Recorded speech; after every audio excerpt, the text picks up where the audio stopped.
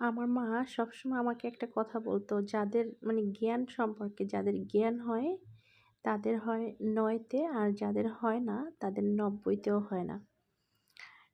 এটা আমি তখন আসলে এটার মানেটা বুঝতাম না। এখন আসলে আমি বুঝি এটার মানেটা, হয়তোবা আপনারাও অনেকে জানেন।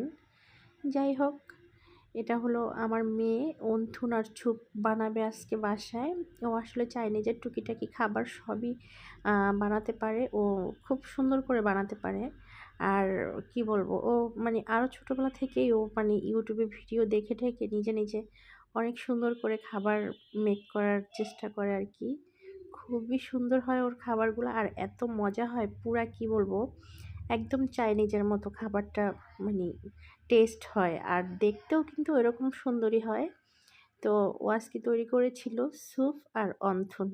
এটা এত বেশি মজা হয়েছিল, আমরা যখন মানে চাইনিজে গিয়ে খাই তো একদম সেম ওটার মতোই টেস্টটা হয়েছিল।